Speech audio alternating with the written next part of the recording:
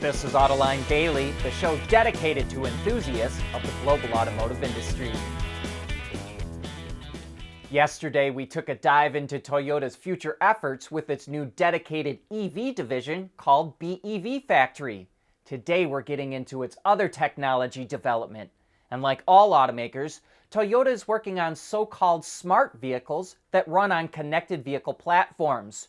Toyota calls its operating system Arene, which is spelled A-R-E-N-E. Vehicles will have OTA capabilities, including updates to safety systems and multimedia. It also says you'll be able to customize, quote, ride feel, and gives categories including run, turn, and stop, which we take to mean performance, handling, and braking. Toyota will continue to refine its ADAS technology, and development of its electric mobility shuttle called e-Pallet is ongoing. It's working on both driver and driverless versions of the e-Pallet. And while the majority of its focus is on electrification, Toyota is also looking into the future with Hydrogen Factory, its new dedicated hydrogen division. It's establishing 3 main production hubs, one each in the US, China, and the EU. Toyota's joint venture operations in China will start making fuel cells in April of next year, and it says it's going to open a production base in Europe very soon. By 2030, it hopes to be making 100,000 fuel cell units a year.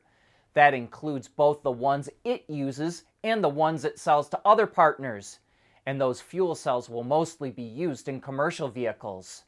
If Toyota can reach the 100,000 unit a year threshold and make the necessary improvements to the system, it believes it can cut the cost of its fuel cell by 37%. If it sold 200,000 units a year, it says it could cut the costs in half. But as we all know, for hydrogen-powered vehicles to take off, the refueling infrastructure has to expand, and right now it's lacking. Toyota is currently producing hydrogen through electrolysis at a plant in Japan, and also has a joint project in Thailand to make hydrogen from biogas. And like we said, all automakers are working on smart vehicles. Renault showed off its first connected car concept called H First. This car is also a good example of something we've been talking about recently, that even though there's a lot of talk about automakers bringing more work in-house, suppliers are still providing a lot of vehicle content. And Renault partnered with 5 suppliers to showcase 20 different innovations, which were all developed using digital twins. Those innovations include vehicle-to-everything or V2X communication, which uses cloud connectivity to send and receive information inside the car. It also allowed the 6 companies to work together in real time from different locations around the world. V2X could be used to send alerts to the driver about a potential crash hazard, or the car also has the ability to monitor the health of different vehicle systems, and say there's a need to replace the tires.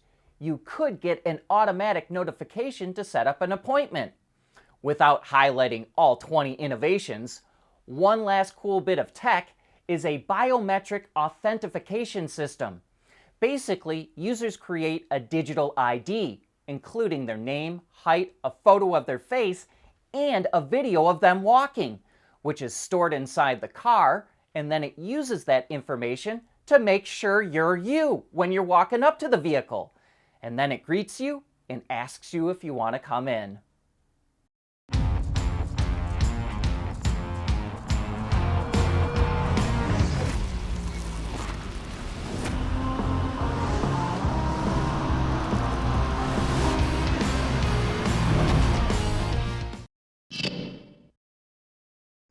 Tractor-trailers are required to have under-ride guards on their rears in the US.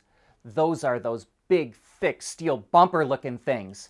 But the Insurance Institute for Highway Safety, or the IIHS, wants them mandated for their sides as well.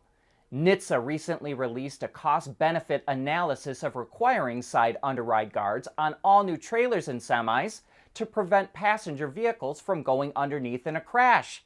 And it says it would cost between $973 million and $1.2 billion and save 17 lives and prevent 69 injuries a year. But the IIHS says NHTSA's analysis is significantly underestimating how many lives could be saved because it excludes many types of crashes.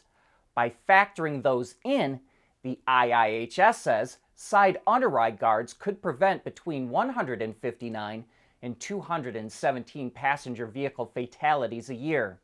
In 2021, 488 passenger vehicle occupants were killed in crashes involving the side of a tractor-trailer. We're getting more details about General Motors' fourth U.S. battery plant that will be located in Indiana.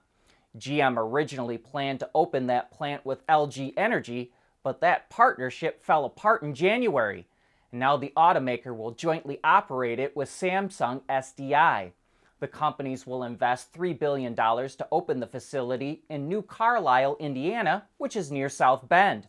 They'll begin construction within the next year, and it's expected to start producing batteries in 2026 and will have the capacity to produce 30 gigawatt hours a year. GM is currently producing batteries in Ohio with LG, and it's also building 2 more battery plants in Tennessee and Michigan, also with LG.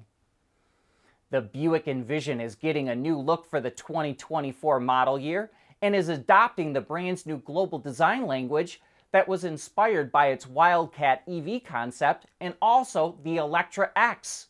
It will also be the first Buick to be equipped with GM's Super Cruise hands-free driver assistance system. That's all the company is sharing for now, but more details will be revealed later this year. And Buick is having a great year so far in the US.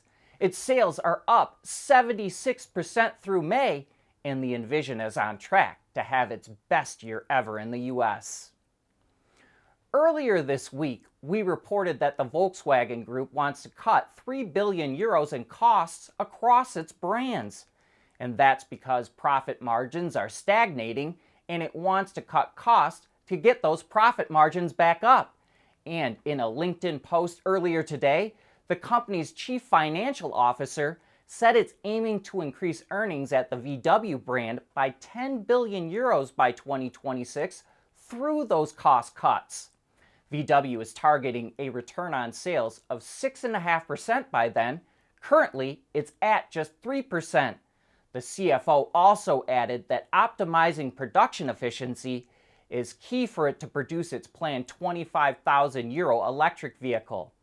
But we'll learn more about VW's financial goals and strategy at a Capital Markets Day event it's holding next week.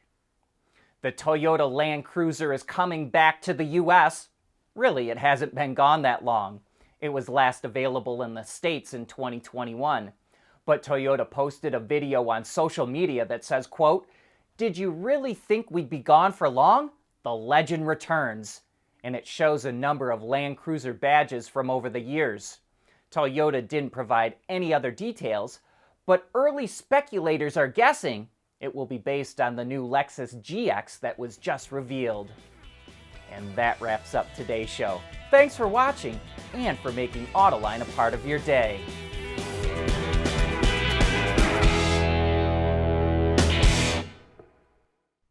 Autoline Daily is brought to you by Bridgestone, solutions for your journey. Intrepid Control Systems, over-the-air engineering, boost your game. And by Schaeffler, we pioneer motion.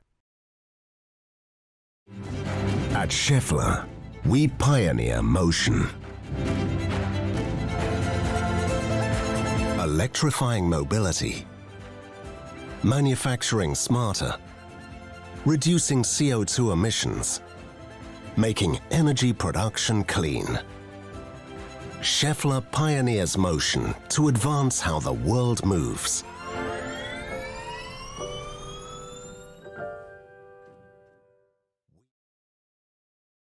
We want to know what drives your testing. OTA, connected car, diagnostics, remote testing. Intrepid Control Systems is here to help you work from anywhere. Intrepid Control Systems, driven by your data.